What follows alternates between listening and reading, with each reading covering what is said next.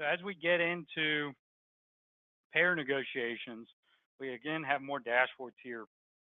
Um, but what we really want to start with is truly understanding our overall contract value as proposed. So here we have a simple dashboard that allows me to compare my existing baseline contract against Medicare against the proposed rate structure. And I can see how they compare against each other. I can drill into the outpatient, see by service line where the impacts are coming from. But this really does give me a sense of, at a high level, how are they performing.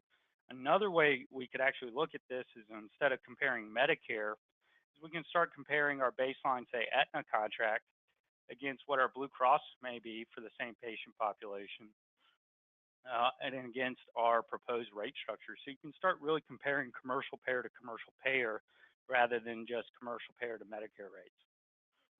And that really allows you to start grading the different payers against each other and see how they stack up.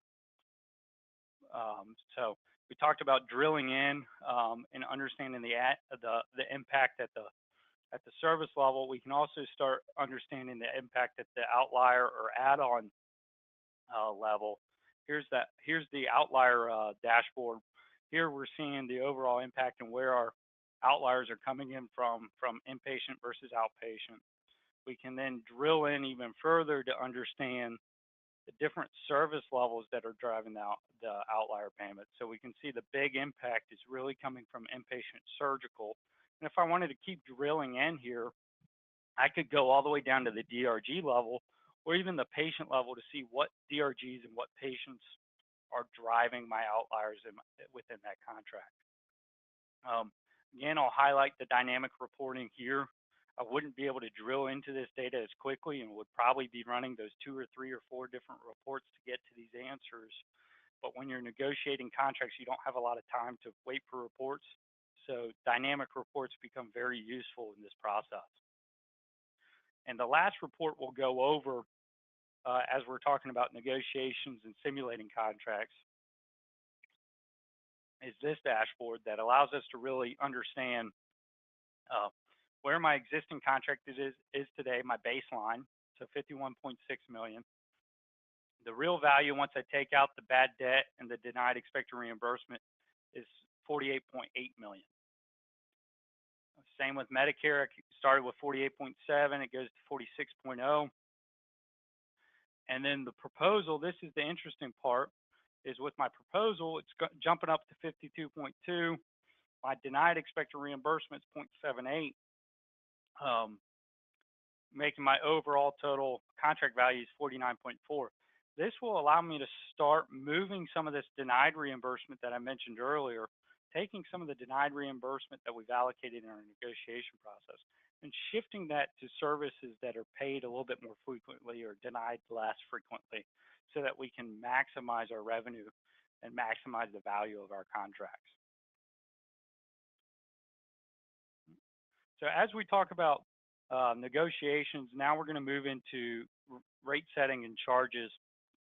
When you're assessing proposed charge increases, it's important to have the ability to dig and truly understand the impact of the charges. So on this dashboard on the left-hand side, we have prior year net revenue, and then we have the revenue walk that shows us by payer how much of an increase we're getting over last year's reimbursement. And then we can see on this right chart what percentage are they increasing. The bigger the dot, the more a higher percentage revenue contribution to my overall revenue they are. So the more relevant those payers are to me. Projected change by payer is a big thing, and being able to drill into it at different levels is going to be important. But we also need to understand the charges more at a detailed level as well by service area. So we can see by service area, and then we can get into the overall charge code impact or the detailed charge code impact as well. Understanding the charge impact or the reimbursement impact of charges at the high level payer summary level is important, as well as understanding the detailed approach so that you can really start assuring that your proposed rate structure is going to deliver on your expectations.